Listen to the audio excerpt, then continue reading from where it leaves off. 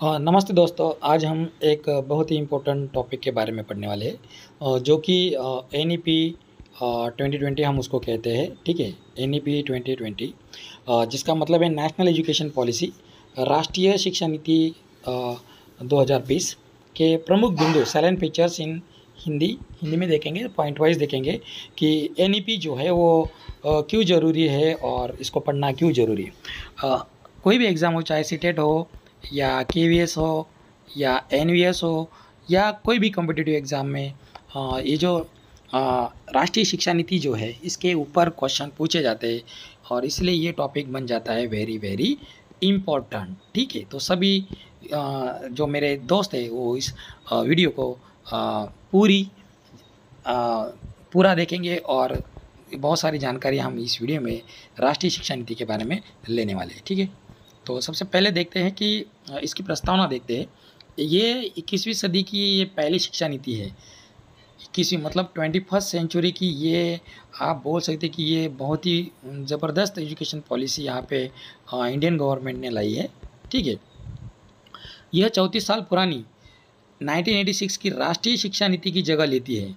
इसके पहले 1986 में जो राष्ट्रीय शिक्षा नीति है वो लागू की गई थी। उसके बाद 34 साल के बाद, ध्यान में रखिए बहुत ही इंपॉर्टेंट ईयर है, 34 साल के बाद ये जो नेशनल एजुकेशन पॉलिसी है इसको लागू किया गया है। उसके बाद सबसे इम्पोर्टेंट देखिए आप, इस एजुकेशन पॉलिसी का उद्देश्य क्या है। भारत को ज्ञान आधारित समाज एवं वैश्विक शिक्षा महाशक्ति बनाना, यह नीति सतत विकास के 2030 एजेंडा के अनुरूप है। ठीक है, भारत को क्या बनाना है, ज्ञान आधारित समाज एवं वैश्विक शिक्षा महाशक्ति बनाना, यह इसका मुख्य उद्देश्य है और यह नीति सतत विकास के 2030 एजेंडा का अनुरूप है। ये जो नेशनल एजुकेशन पॉलिसी है, ये नेशनल एजुकेशन पॉलिसी 5 स्तंभों पर यहाँ पे आधारित है। तो वो देखते हैं हम कि कौन से 5 स्तंभों पर ये जो पॉलिसी है वो आधारित है। देखिए, सुलभता, समानता, गुणवत्ता, वहनीयता और जवाबदेही, इन 5 पॉइंट्स पर ये नेशनल एजुकेशन पॉलिसी जो है वो डिपेंड है। ठीक है, इस नीति निर्माण की प्रक्रिया में क्या क्या पॉइंट इंपॉर्टेंट है वो भी देखेंगे अब हम। देखिए, नीति व्यापक और समावेशी परामर्श प्रक्रिया के तहत बनी है, मतलब सभी चीज़ों का इस पॉलिसी में ध्यान रखा गया है। 2.5 लाख ग्राम पंचायतों, 6,600 ब्लॉकों और 6,000 शहरी स्थानीय निकायों और 676 जिलों में सुझाव लिए गए थे। भारत के पूरे 676 जिलों से सुझाव लिए गए थे और इसकी जो रिपोर्ट है मई 2016 में TSR सुब्रमण्यम समिति ने रिपोर्ट सौंपी थी गवर्नमेंट को। उसके बाद देखिए, जून 2017 में क्या हुआ था, डॉक्टर के कस्तूरीरंगन समिति ने मसौदा नीति तैयार की थी। डॉक्टर के कस्तूरीरंगन ये इस समिति के अध्यक्ष भी थे।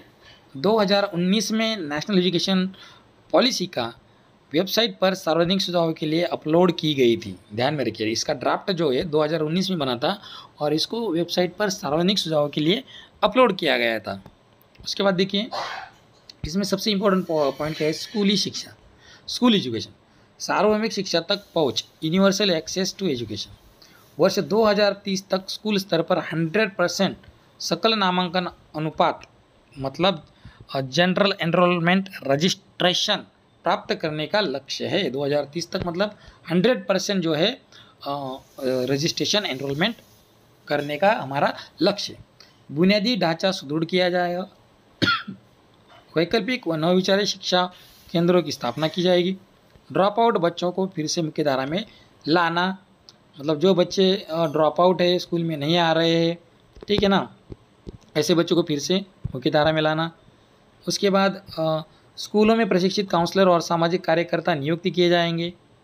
ठीक है, उसके बाद देखिए, प्रारंभिक बाल्यावस्था देखभाल और शिक्षा ECCE,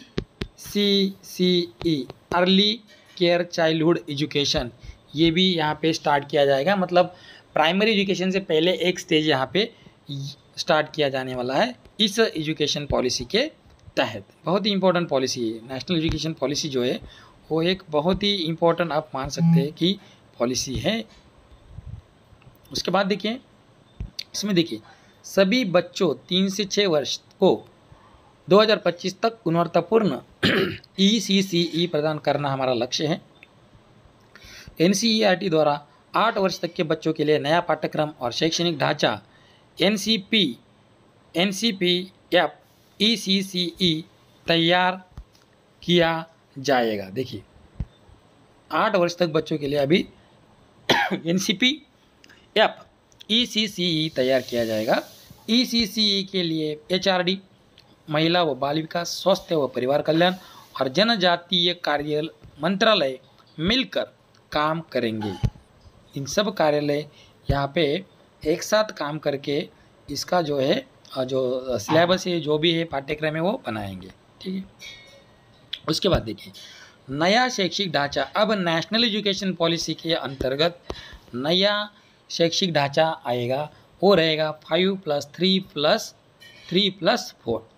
अब तक 10+2 चल रहा था, जो कि बदलकर 5+3+3+4 हो जाएगा। इसमें देखिए ये 4 पैटर्न जो है बने हुए हैं अभी ये नेशनल एजुकेशन के तहत। ये ऐसा पैटर्न बनेगा, पहला 5 वर्ष का रहेगा बाल वाटिका प्लस कक्षा 1 से 2 तक। उसके बाद दूसरा जो है 3 वर्ष का रहेगा, कक्षा 3 से लेकर 5 तक प्रारंभिक स्तर। उसके बाद नेक्स्ट जो उन्होंने स्टेज बनाई है 3 वर्ष की, वो कक्षा 6 से 8 तक रहेगा, उसको मध्य स्तर कहा जाएगा। उसके बाद 4 वर्ष का एक स्तर रहेगा जो 9 से लेकर 12वीं तक माध्यमिक स्तर उसको कहा जाएगा।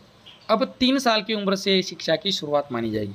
इससे पहले 6 साल के बाद ही जो स्टूडेंट है वो एडमिशन ले सकता था फर्स्ट क्लास में, लेकिन अब क्या है कि 3 साल से ही अभी बच्चे की जो पढ़ाई है वो शुरू हो जाएगी। ठीक है, ये बहुत इंपॉर्टेंट इसमें पॉइंट इंक्लूड किया गया है।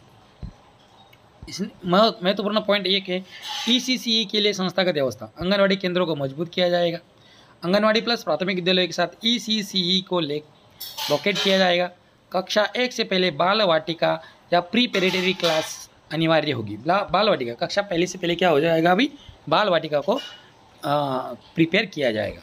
वहाँ पर कक्षा 5 से पहले के बच्चे वहाँ पे रहेंगे। इसके बाद देखिए बहुत ही इंपॉर्टेंट पॉइंट यहाँ पे ECCE शिक्षकों का प्रशिक्षण भी दिया जाएगा। अर्ली केयर चाइल्डहुड एजुकेशन के लिए भी अभी प्रशिक्षण दिया जाएगा।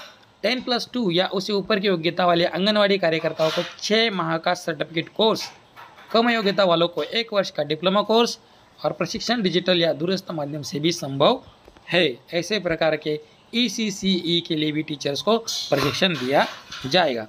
तो इस प्रकार ये जो NEP है, नेशनल एजुकेशन पॉलिसी जो है, उसके कुछ इम्पोर्टेंट पॉइंट्स हमने यहाँ पे देखे, जो कि आने वाले सभी एग्ज़ाम्स के लिए KVS हो, CTET हो या फिर आपके NES हो और चाहे जो भी टीचिंग से रिलेटेड और अदर भी एग्ज़ाम्स हो, उसके लिए ये बहुत ही इम्पोर्टेंट पॉइंट है। तो इसलिए ऐसे वीडियो के लिए आप लोग हमारा चैनल सब्सक्राइब करिए और अपने दोस्तों के साथ शेयर करिए। ठीक है।